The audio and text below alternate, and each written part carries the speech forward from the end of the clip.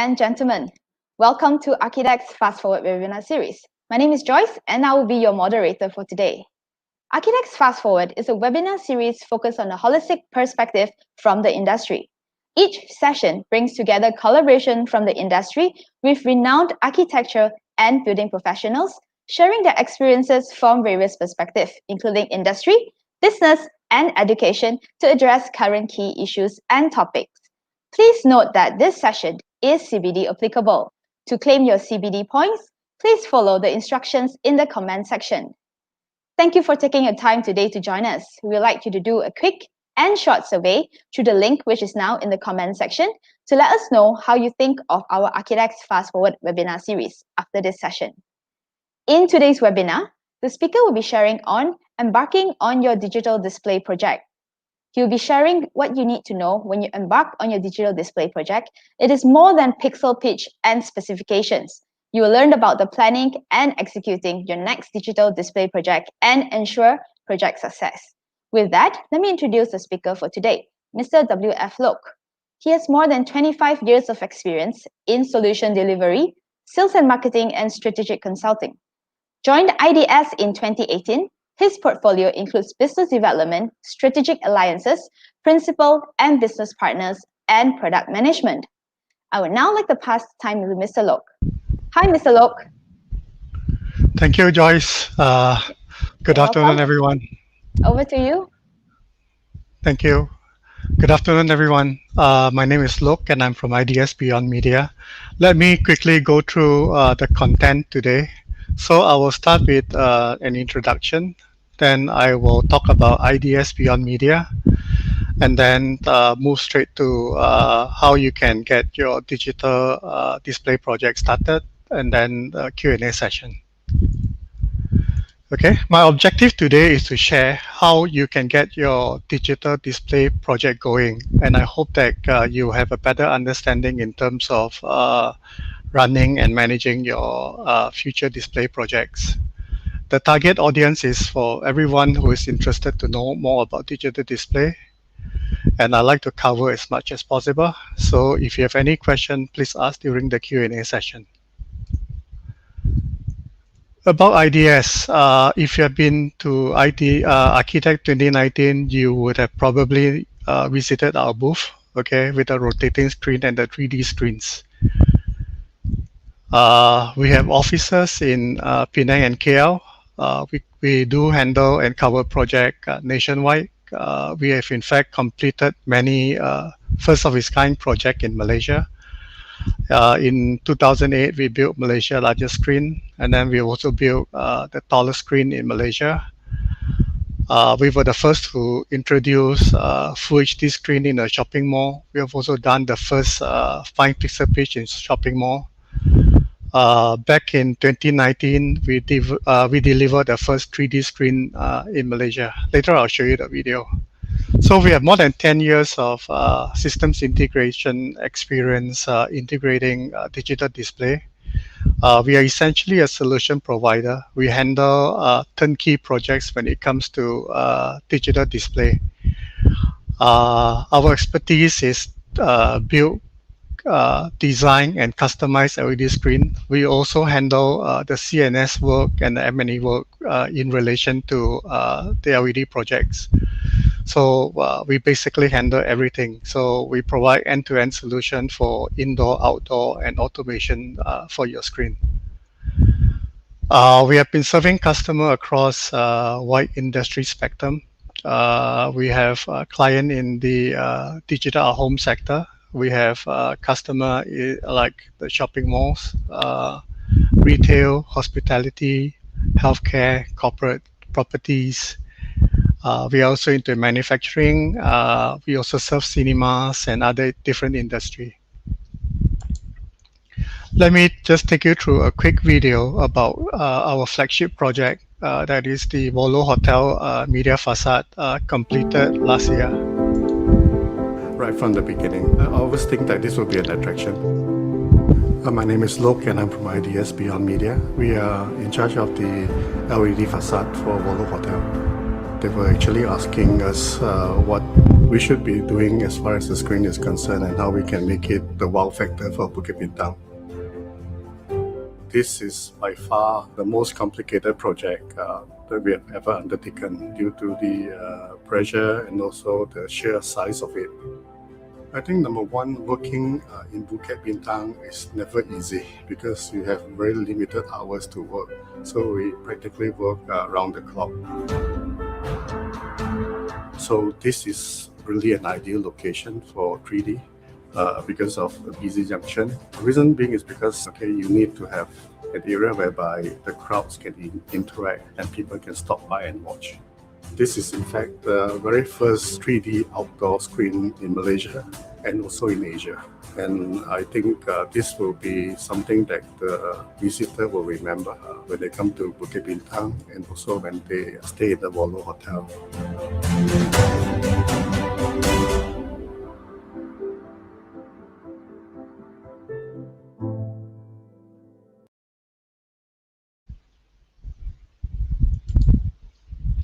And one more video, since we don't have a countdown this year. So you can see from here what we can do with the screen.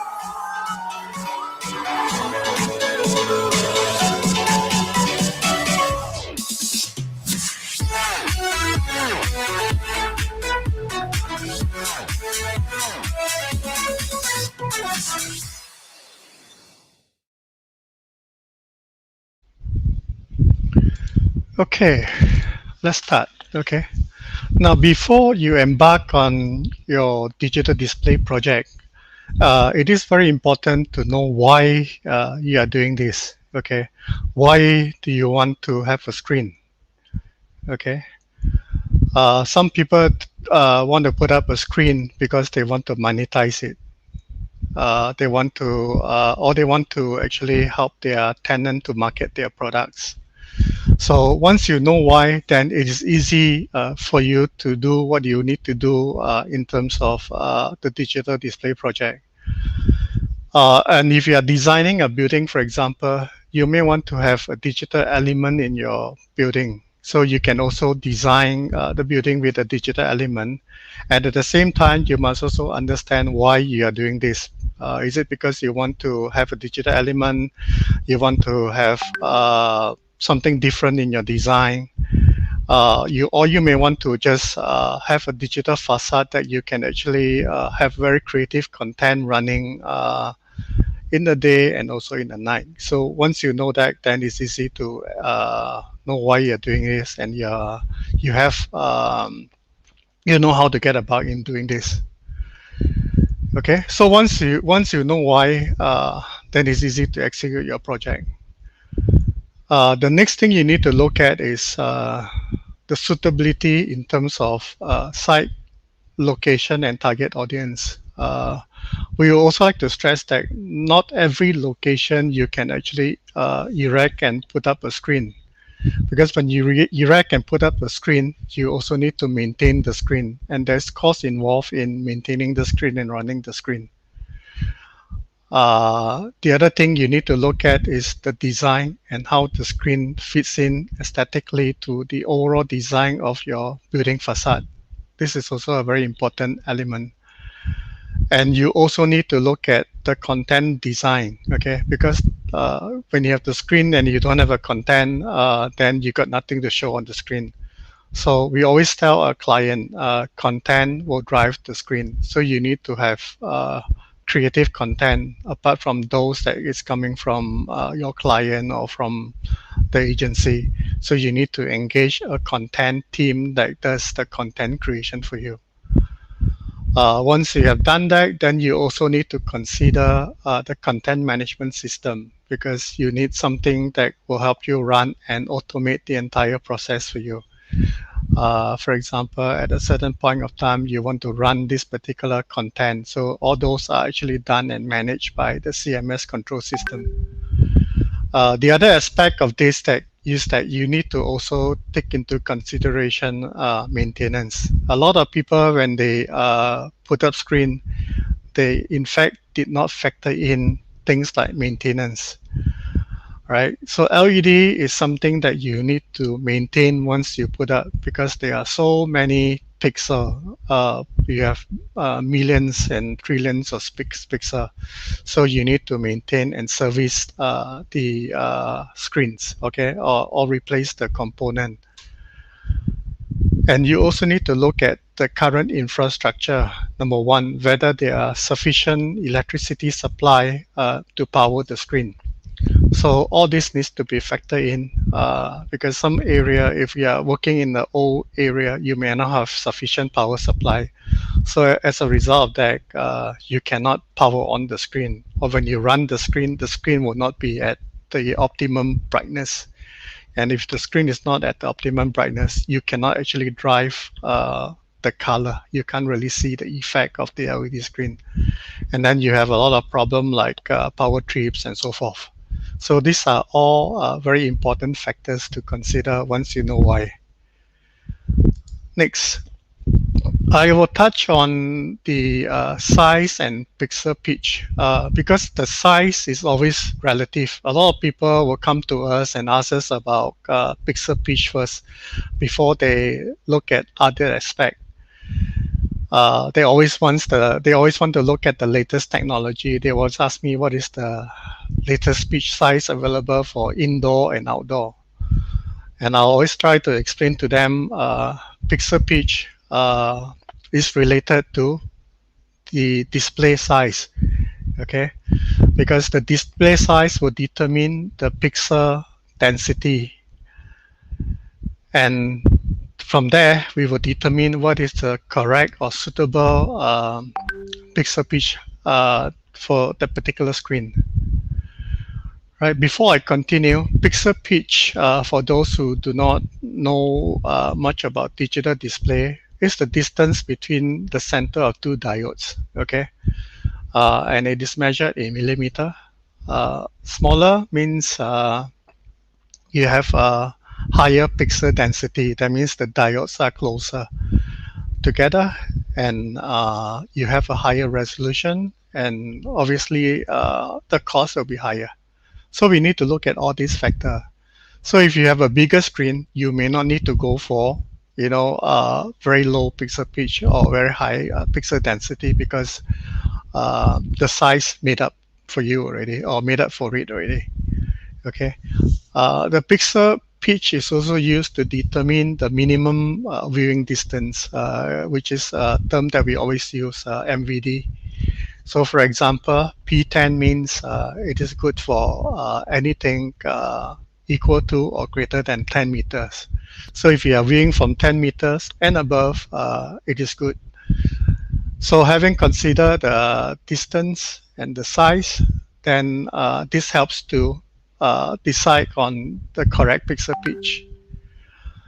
All right, for P2, it's good for indoor, that is viewing distance of more than 2 meters, equal or more than 2 meters. So we will recommend the appropriate pitch size based on the size and also the viewing distance. All right, the other important, there are in fact many factors to consider. The other important factor is also the aspect ratio. So we try to recommend aspect ratio. I mean, the common one is essentially 16:9 or 4:3, but sometimes in LED you can't get the exact resolution. So what we try to do is that we try to understand why, and then we will recommend the appropriate aspect ratio for the particular location. Sometimes you can't just have the aspect ratio. And one of the beauty of LED is that you can customize to the required size. Now, what happens if you do not have a good aspect ratio? You can still run the screen, but your content team will have a bit more work. They need to render the content into the correct resolution. Otherwise, you will notice that, I'm not sure whether you have seen some of the screen whereby the picture kind of compressed or shrunk, or a skinny guy looks fat, or a fat guy looks skinny because they stretch the content. So we try not to do that. So we try to address all these at the beginning. When it comes to resolution, it's tough to achieve things like, for example, 4K, because you really need a big screen to achieve a 4K resolution. So 4K, Full HD, Ultra Full HD, those are actually done mostly in the indoor arena. So we have done some Full HD screen in shopping mall. So you can determine by the size. Again, I mentioned earlier, size, pixel pitch, and resolution. So these three are related to each other. The next thing you need to consider is also the brightness. Okay, so we are used to LCD. LCD essentially the digital signages, your TV. Even TV, they do have the high brightness version. For LED, we have the high brightness version as well. Why brightness is important? We need to know where your screen is facing. So if your screen is facing the sunlight, we need to make sure that we have got sufficient brightness. If not, during the maybe in the afternoon, your screen will be washed out if you do not have the correct brightness for the screen. So this is again very important, right? So if your screen is located in a very shaded environment, then you do not need to go for the high brightness screen or the high brightness specification for the screen. All right. Now the other thing to consider is the entire planning and execution. Most of the time, people don't give this a lot of thought because they just want to get the specs right. They just want to get the screen, they just want to get all the technical stuff going, but they never consider the planning and execution part. Now, the planning and execution is very important because I always advise clients to start this process early. Because not only you need to work on your own screen, but you also need to work on the submission to the authority to get the appropriate licenses to put up the screen, right? So on the planning side, you need to start planning in terms of getting the necessary power supply to the screen. And all these are actually a process, it's a time-consuming process. It may take months to get all this done. And then you need to get your engineer to start working on the structural design and go through the approval process to get it approved before you start putting up the screen. Okay, and the other thing is also LED has a lead time. So the lead time for typical LED production is about 2 months. And you also need to factor in shipping, customs clearance, and so forth. So it is really very, very important to plan ahead before you embark on a digital display project. So we can't do, the last minute stunt or to rush, okay? Because when we start the LED production, we also have to ensure that we have gone through the necessary aging process. This is to make sure that the LED has gone through a serious QA before the manufacturer pack and ship it to us, so that when we power on the screen, we eliminate a lot of work, having to replace the faulty components. Bear in mind that LEDs are all electronics items, so if you do not have sufficient time spent on aging and burnt in, So when you put up the screen, you will have a lot of issue later on. That's why sometimes when you look at some screens, right, they couldn't get it up and running because they don't have sufficient spare parts to replace those faulty parts. So these are all very, very important aspect and things to consider when you embark on your digital display project. Now, the next thing you need to consider is you must engage the right partner. Okay, and again, I can't stress this enough, and you need to start early. You need to engage a partner with sufficient project experience. In town, everybody is trying to do LED. Everybody is trying to bring in their own products and try to sell their products. And even building owners are trying to do their own project. They thought they can actually save costs. But I think at the end, I think they spend more money because they are trying to spend money to rectify. Doing LED is not just buying the LED, bring it in and install. There is also the other part whereby we need to actually design the structure. There's the design aspect in terms of getting the structure done correctly, and even getting the people to do the structural work has to be people that has done the structural work before. Otherwise, you will have a lot of problem, and your project will get delayed and so forth. Yeah, and it's going to be costly for you if this, if your project gets delayed and so forth. Okay. And the other thing to consider is always the after-sales services when it comes to LED display. Okay, as I mentioned earlier, for LED display, you need to provide maintenance. Not only that we need to replace the parts and so forth, but we also need to do regular preventive maintenance to make sure that the screen is up and running. And if you are monetizing the screen, and this is very, very important, right? So, so if the screen is down, your revenue will be affected. So we need to make sure that we carry out the necessary preventive maintenance as well, not just the regular maintenance work for the screen. So a very important aspect that people do not pay attention to after sales service. And six, but is budget. So you need to come up with a budget. And again, once you know why, it's easy to work out a budget. So if your intention is to monetize, then obviously you need a screen that will meet your ROI. If you're looking at design, then you need the screen or from the design aspect or the design element, then you need a screen that can do a lot more things for you in coming up with the digital facade, right? So budget is always a challenge, but once you know why, I wouldn't say that it is easy, but it will at least help you get the project started, and then you know where to look for and stuff like that. All right, so these are some of the key elements that you need to look at when you embark on your digital display project. Okay, let me quickly run through some of our projects, our project references. So we have done work at Pavilion.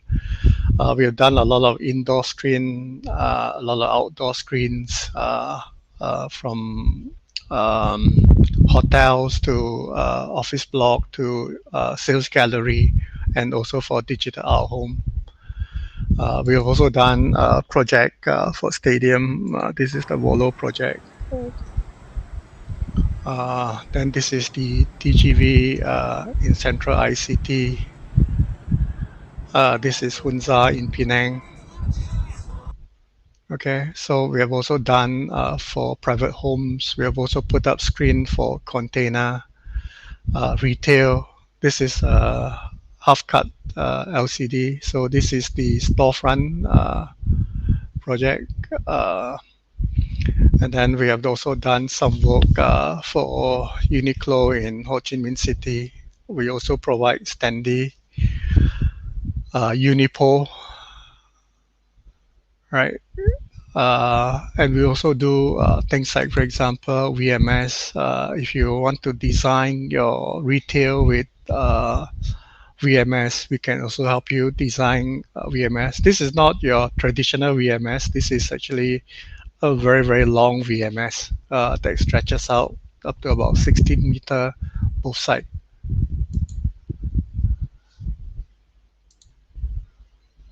Right.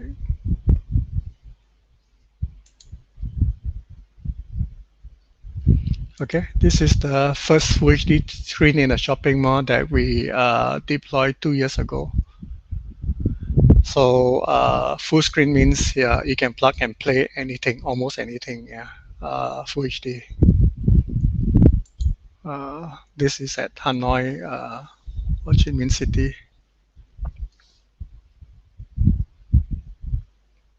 A curved screen using flexible module. This is at MBO Gardens.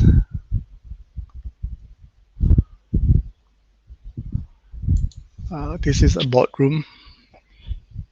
And then this is at Adventist Hospital.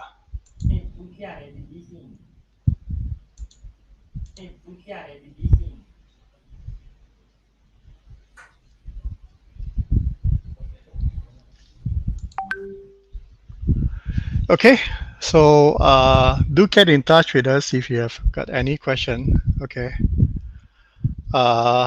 you can do a quick scan to reach us. This is the QR code to reach us using WhatsApp. Okay, with this, I pass it back to Joyce for the Q&A session. All right, thank you so much, Mr. Lok. That was an insight. So many things we need to know before embarking into a digital display project. Huh? And also thank you for the New Year's Eve video. All right, I do have some questions for you regarding the embarking into this digital display. Okay, the first question would be between pitch versus pixel and why a display screen is installed. Would you say cost is the next big factor to determine the different types? And what is your best advice for any clients who wants to achieve both aesthetics and design concept? Okay, cost is actually a main factor, right? What we try to do is that we try to balance both costs. Well, we will have solutions for you. So what we need to do is to understand, number one, the site first.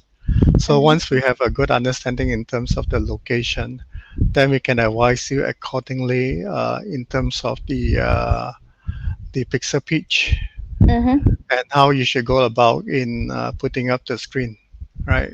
Again, the question is still very much why, what is the purpose of the screen and so forth. So if your intention is to put up a unipole, then it's a very straightforward thing. All right, I guess, yeah. Sorry? Yeah, if your intention is to put up just a unipole, then it's a very straightforward thing. Yeah. Okay, so apart from that, I guess it really depends on what are we looking at and how big and where is it going to be displayed, outdoor, indoor, things like that, correct? Yes, yes. All right. Okay, does size really matter? How big or how small should a screen be to achieve the best for a building? Size does matter, in fact. Okay, my advice is to go as big as possible if you can. Okay, in terms of the size, right? Again, we have to look at the building facade. We have to look at the throw. The throw means the intended target audience where you are targeting.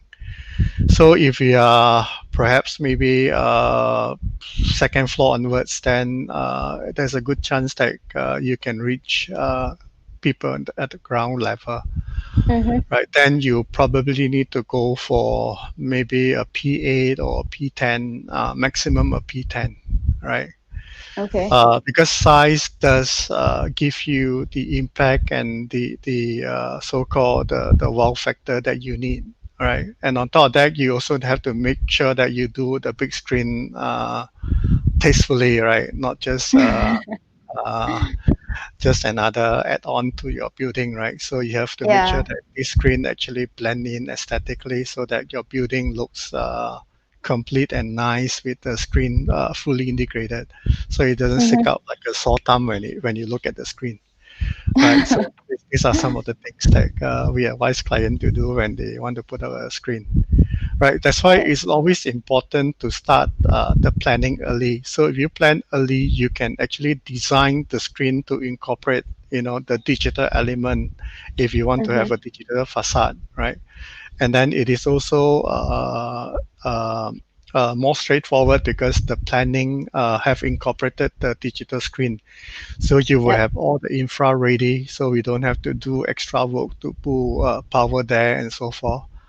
And then Mm-hmm. in terms of the approval process, you would have gotten it approved before you actually embark on the project. So you just have to make sure that we meet the timeline in terms of the production lead time. That's all. So you don't have to go through the process to get council approval and so forth because it's already done. So it will save you a lot of cost and time when you plan ahead, and if you have this done at the design stage, Mm-hmm. right? And then you spend the money on content because when you have a big screen, you don't have content, then you have a big headache. So we recommend that you engage a content company that allows you to have very nice content that will create an impact for you. Yep. Okay. So I guess it's pre-plan. It's the way to go if you are embarking into a digital display for your building. All Yeah, right. do reach Any? out to us. Yeah, Mhm. if you got any question. Yeah. Audience, please do reach out to Mr. Lok or IDS themselves to understand more about embarking into this digital display. And Mr. Lok, do you have any last advice for the audience before we end the session? Always remember, ask why before you start the project. Yeah, that's my advice to most of my prospective customers. All right. The Thank you very keyword is much. Yeah, why. thank you for attending. All right, thank you for today's session, Mr. Lok. Ladies and gentlemen, thank you for your time today. We'd like you to do a quick and short survey through the link which is now in the comment section to let us know how you think of our ARCHIDEX Fast Forward webinar series.